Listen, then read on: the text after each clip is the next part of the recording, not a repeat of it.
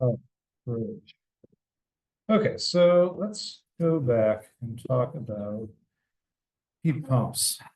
Okay, so let's set the stage here. All right.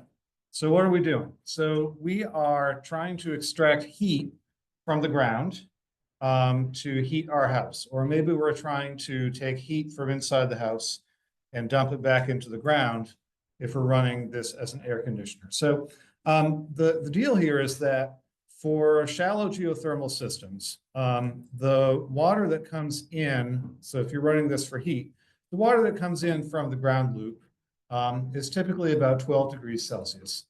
And the water that you need for the domestic side for heating, depending on the type of heat you're doing, it's going to be anywhere between about 30 and 50 degrees Celsius. So there's going to be a mismatch there. And so you're going to have to use what's called a heat pump to do some work to the fluid to increase the temperature to the requirement that you have over here on the domestic side. And so the basic way that this works is that the heat pump itself has a working fluid that's in this closed loop here. And it exchanges heat with the fluid coming in from the ground loop, which is typically water, maybe with some propylene glycol in it, which causes that working fluid to evaporate, which then goes through a compressor, which increases the temperature. And then we come over here and exchange the heat with the domestic water system, which causes the working fluid to condense. And then it goes down here through the expansion coil, which cools it down. And then you repeat the process. And so we talked about, the desirable properties of a working fluid, but in terms of the thermodynamics, you've got four processes happening here. It's evaporation, compression, condensation, and expansion. And so the evaporation and condensation, those are phase changes at constant pressure and temperature. And the compression and expansion are going to be PV work. Okay, so we talked about the temperature entropy diagram, and we talked about what things look like on the temperature entropy diagram. So we're going to have this phase envelope here, which separates the liquid region and the vapor region. And then we've got a two-phase region here where we can have liquid and vapor coexisting. The lines on here, these are isobars, so they're lines of constant pressure. Importantly, within the liquid and vapor region, the isobars are going to be horizontal. And most of the working fluid processes in the heat pump happen inside the two-phase region. We can also draw lines of constant composition, which aren't terribly important for right now, but that's where that is. So if we think about the processes that are going on, so a phase change at constant pressure and temperature, which is either what you have with evaporation or condensation. So who remembers what direction you're moving in the two-phase region for those processes? Yeah, you're moving in a horizontal line because you stay on one of these isobars, which are horizontal. And if you're on a horizontal line here, that guarantees that you're going to be at the same temperature everywhere along that line. So the phase changes are going to be represented in the horizontal direction. And then if we make the assumption that any compression or expansion is isentropic, which means that it happens along a line of constant entropy, then that means, so constant entropy is going to be what? It's going to be a vertical line, because again, that ensures that you're on the same entropy value for the whole process. So we described in a very simplistic way the operation of the heat pump in terms of what's called the Carnot cycle. So if we start with the evaporator, maybe we're starting at this point over here. This is the temperature that the water from the ground loop is coming in. And we do the phase change, again, because the phase change is constant pressure and temperature. We move over to the right, increasing the entropy. Then we go through the compressor, which increases the temperature isentropically. So we move straight up. Then we do the condensation step, which moves us over to the left. like that. And then we go through the expansion valve, which cools it down isentropically. And then we repeat the process. And so that's the Carnot cycle. And it's a very basic description of either how a heat pump or a refrigerator works. The big assumption in the Carnot cycle is that the expansion and the compression are isentropic. In reality, they're not. And so a real system is better described by what's called the Rankine cycle, which is a little bit different in that you are not operating along lines of constant entropy when you compress or expand because of irreversible losses in those processes. So this is how a heat pump works. And again, this temperature entropy diagram is a very easy way of representing it. Okay, so the way that we drew this diagram, this would be for the case of heating, where you're extracting heat from the subsurface and using it to heat your house. Now, what would this diagram look like if we were doing cooling, where we're removing heat from the house and putting it in the subsurface? Yeah. Right, yeah. So for cooling, you simply reverse the process. And that's also how a refrigerator or an air conditioner works. The whole thing just runs backwards. And so if you're living in a place like Texas, where maybe in the winter you might want to heat your house, but in the summer, mainly you're going to be using this for cooling, you need to be able to run the heat pump in both directions. So and most modern heat pumps can do that, and so it's just a good thing to do. Okay, now I mentioned that the heat pump itself has to have its own working fluid that's internal to it. So those working fluids are generally going to be types of refrigerants. So water with antifreeze, as we'll see, it's okay for the ground loop and for the internal, domestic cooling system, but it's not very good for operating within the heat pump because of the phase change properties of water. The boiling point and melting point are not at the right places. And so we typically are going to use either organic molecules or hydrofluorocarbons, which are typical refrigerants. And you can get an idea for this simply by looking at the phase diagrams for these different types of working fluids. So if we look at water, so the important thing here is this line, which is going to be the phase boundary between liquid and vapor. So remembering that in the heat pump, we need to have evaporation and condensation happening. We see that generally, if we're operating at ambient pressure or above, the temperature is going to be too high. So anything above 1 atmosphere, the boiling point is going to be several hundred degrees Celsius. And so that's not really a good working fluid because that's simply too hot. You could run this maybe at sub-atmospheric pressures, but then maintaining those low pressures is very difficult. So at least for the heat pump side of things, or for a refrigerator, water is not a very good working fluid in this case. Ammonia is actually a pretty good working fluid for heat pumps. So you see here so there's 1 atmosphere, it's 101 kilopascals. You can see that the boiling point of ammonia at 1 atmosphere is about 240 Kelvin. So that's what, minus 33 degrees Celsius. So pretty cold. And if you pressurize it just to a couple of atmospheres, you can operate at that kind of 11 to 50 degrees Celsius, sweet spot for domestic heat pumps. The problem with ammonia is that it's extremely toxic.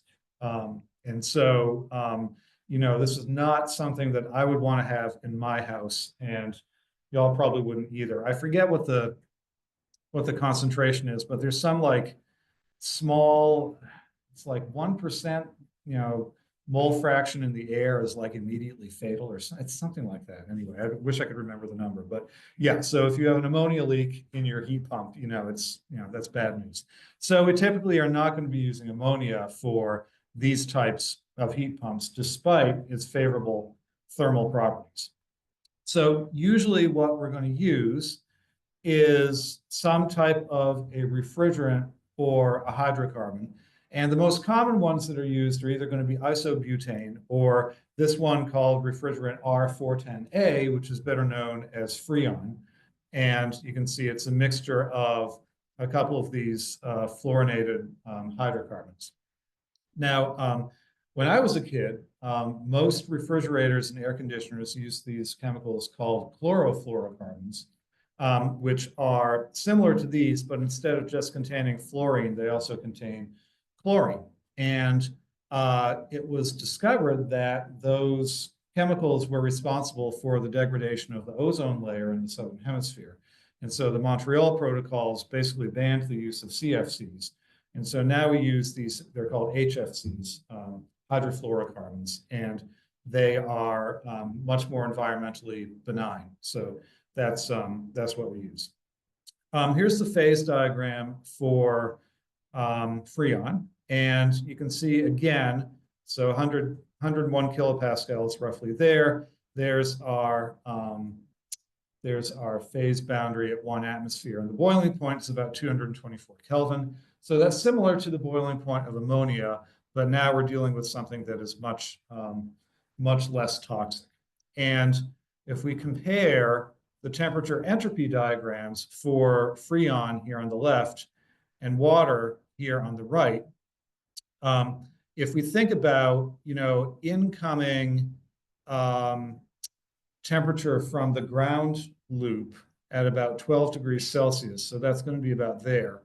If I move over here, the working pressure for the refrigerant is going to be, on the order of a couple of hundred PSI, which is not terribly, large. That's a workable system, and refrigeration lines and stuff are designed to operate at those conditions. And so, you could imagine. Let me see if I can make my pen work here. So you can imagine doing some type of I can't make my pen work. Hold on. Maybe if I turn it on red. There we go. So you can imagine doing some kind of a refrigeration cycle that looks like that. That's a really bad looking Carnot cycle, but I think you get the idea. And it's operating at reasonable temperatures and pressures. If we tried to do that with water, so here's the problem with water. All right. So if I'm coming in at something like 12 degrees Celsius again, so I'm way down here. And you can see that the pressures that I'm operating at down here, it's like 100th of an MPa. So that's like 1/10 of an atmosphere. And that's just a really low pressure to be operating at, as I mentioned. So water just does not work really well. And so that's why we use these refrigerants, because they've got more favorable PVT behavior, and they just do better during those Carnot cycles. Okay. So that's how heat pumps work, and that's how we use shallow geothermal systems. Okay, any questions about that? Okay, fantastic. Let's continue on. So,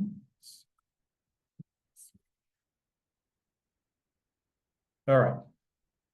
So now we'll talk about deeper geothermal systems. So we were talking about these shallow geothermal systems, and remember, typical household power usage in the United States is around a few kilowatts. It's about 2.5 kilowatts in Texas, and in a place like New England, where it's cold and the houses are old and drafty, it's about 3.5 kilowatts. But let's imagine that you want to be generating a lot more power. Maybe you want to have a community-wide geothermal system, or maybe you even want to be generating electricity. Then you need to drill quite a bit deeper than what you drill to for shallow geothermal. And so when I say deep, this is going to be anything greater than about 400 meters. Well, then things become a lot more complicated because you can't just dig down 100 meters, put your geothermal probe in there and call it a day. You need to think more carefully about where you drill and how you drill, because you obviously want to be, if you're going to go to all the trouble of drilling a deep well, you need to know that you're drilling in a place that has a good amount of thermal resource. So there's, four basic things that you need to do. You need to look regionally. So where are the places that have higher heat flow? And, how can I target those? Then you want to zoom in a little more locally and say, okay, if I've identified this particular region, what existing data are there that I can use to better plan, my target depth, specifics about geothermal gradients and that sort of thing. So if there's, seismic and borehole data, you want to review that very carefully. And then if you need to acquire new data, you do that. And then finally, when you're ready, you can go ahead and drill your well. So there's a little bit more diligence. And this is, kind of analogous to oil and gas exploration, where you start regionally where there might be resource potential. Then you zoom in, you look for existing data, and then you prospect, and then you go ahead and drill. Because when you think about it, and I think actually a lot of the companies that are, starting to do these geothermal operations, it's really analogous to unconventional resource development, because once you identify a region that has high heat flow, it's just a matter of drilling the wells as quickly and efficiently as possible to extract the most of that resource. And so that's kind of a good way of thinking about it. Okay, so obviously, when we're looking for regionally where you want to drill, you want to find a place where you've got hot rocks closer to the surface, because that makes it easier to drill. Your target temperature for electricity generation is 120 degrees Celsius, so you need to be higher than that. The reason for that is if you're at 120 degrees C in the subsurface, then you can be reasonably certain that even with heat loss on the way up to the surface, you'll still be something close to steam or wet steam when you get to the surface. And so you can directly power a turbine with that. If you're below that, you can do a heat exchanger. And then there's kind of special cases where you're producing, very dry, very hot steam like they do in Iceland. And that's a slightly different method there. So let's imagine that, we're around 120 to 200 degrees Celsius in the subsurface, which is what we want. Okay, so for an example, here's Texas. This is on the left, a map of the geothermal gradient, and this is the rate at which the temperature increases as you get deeper. So the blue areas are cold and the red areas are hot. And what you notice is there's a pattern where here out in Western Texas and the Panhandle, generally the geothermal gradients are very low. Whereas when you get over here into South Texas and East Texas, the geothermal gradients are quite high. And there's, potentially good geothermal potential, for example, in South Texas, where, you've got a geothermal gradient over 36 degrees C per kilometer. Now, if we look at, this is a contour map of temperatures at a depth of 12,000 feet below the surface. Unfortunately, it's in Fahrenheit, but that line there roughly marks that 120 degrees C baseline for electricity generation.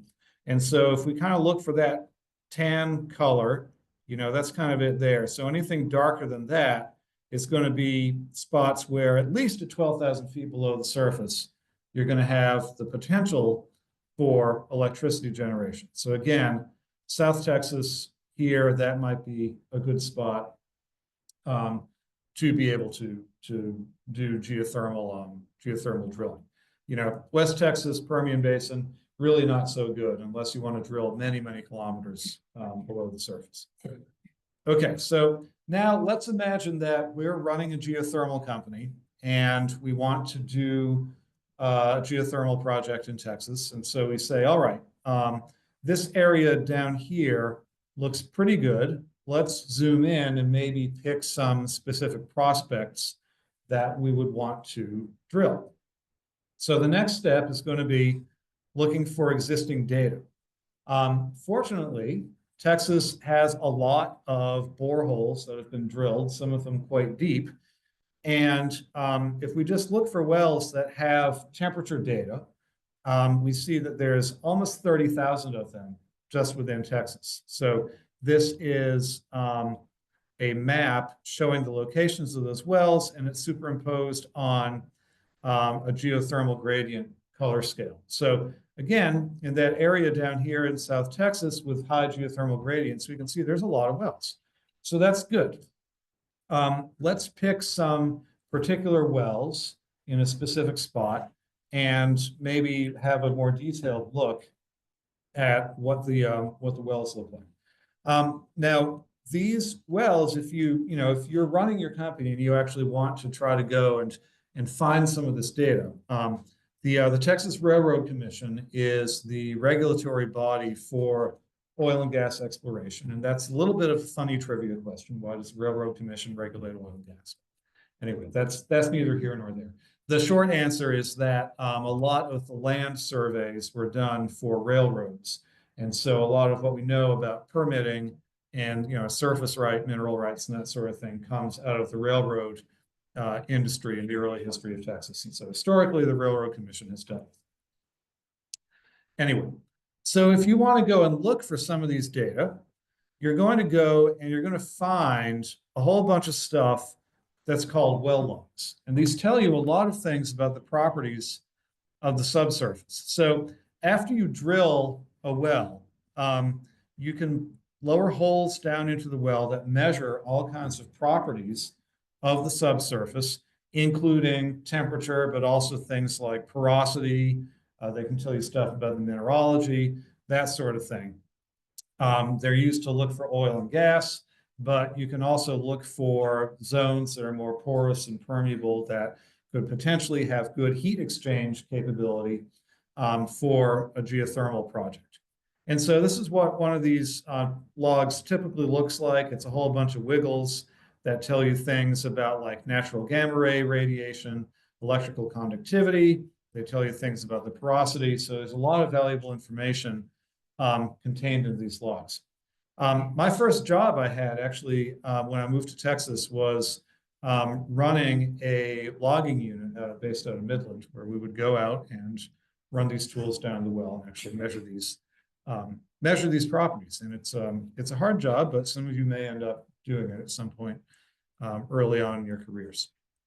Okay, so let's have a look here. Let's pick an arbitrary region here within Texas with high geothermal gradient and a lot of well penetrations. So I'm just randomly going to pick a spot in Zapata County down here, and we'll go to the Railroad Commission and we'll find some logs.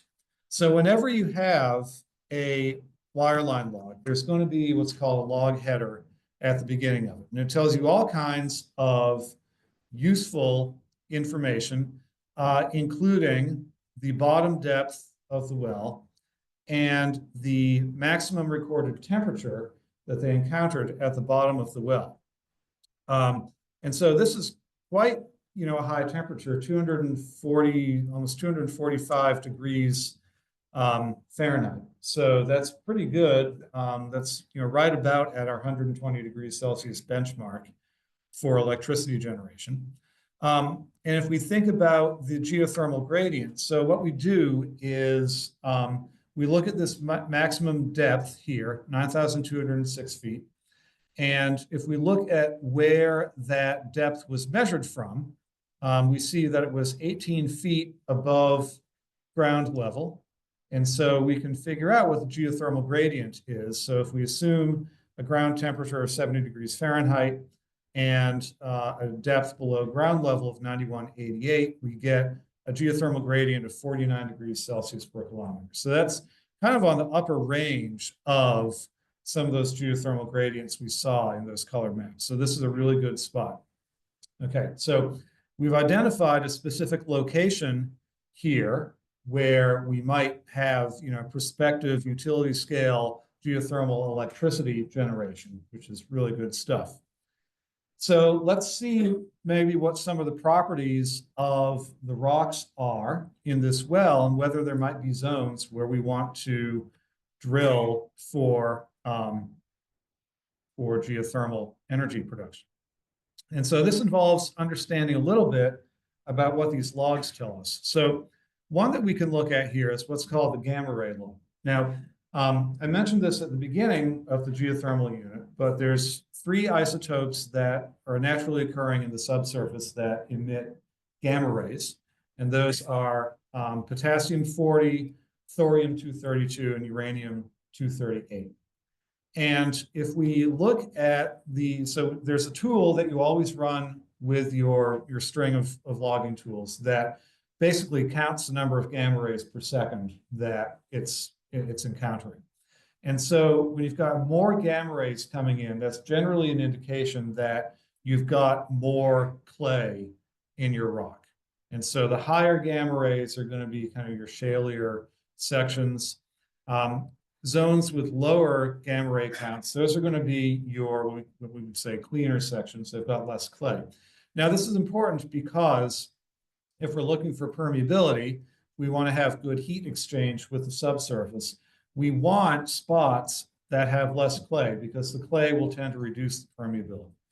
And so we're going to look for spots where the gamma ray is low. So there's a really good one there. There's a couple of other ones down here, maybe some down here. So those could be layers that have better permeability where we can do heat exchange if we drill kind of a hydrothermal doublet type system around here. Okay. Now, the other bit of information we have here is we've got measurements of the electrical resistivity of these rocks. Now, this is mainly for quantifying how much oil or gas you would have in these zones because the brine that's in the subsurface is obviously salty, and so it's very electrically conductive. If there's oil or gas present, that'll cause the resistivity to go up because oil and gas are insulators. And so zones where you've got low gamma ray, but high resistivity like that, those are probably going to be, oil or gas. So you're not going to want to target that for geothermal exploration because you want water-bearing intervals. Okay. So we're going to want to look for spots that have low gamma ray and relatively low resistivity because that's going to indicate that we have less presence of hydrocarbons, which we don't want in this case. So, so this one up here, that's probably a gas-bearing sand. This one down here, same thing, low gamma ray, higher resistivity, again, probably gas-bearing. These ones down here are intriguing. There's lower gamma ray and not as high resistivity. So these could potentially be target zones, but you'd probably want to do some more diligence to figure out whether or not these are going to be good spots to target. But certainly what we see here at least is that there's a lot of potential zones that could have the necessary permeability to be able to do heat exchange. Okay. Now, once you've pulled a couple of wells, you can start thinking about, if you want to acquire some acreage here, what's the connectivity of these different sand layers across your acreage where you might be able to get, fluid flow across them between the wells that you drill. And so, this is an example of, you can do what's called a correlation across multiple wells. So if you look at the different wells and you just highlight the where the sands are, and these are color-coded by temperature. So this is 350 degrees Fahrenheit, this is 300 degrees Fahrenheit, et cetera. You can see that the 4 wells that are highlighted here in this cross-section you've got, potentially connectivity of sands. Obviously, there's a lot going on here where there's thinner sands in this well and thicker sands in this well. But one thing you can do is if you have enough of these wells where you've done the analysis, you can start to look at, potentially what's the thickness of these sands, where's going to be the best spot to drill. So this is, feet in feet, the thickness of the sands in all these wells. You can see you've got a local maximum over here, maybe another one over here. So these could be spots where you can target these specifically for your geothermal drilling. Okay. Now, the other thing you can do is rather than just relying on the well logs, you can do what's called, you can acquire seismic data.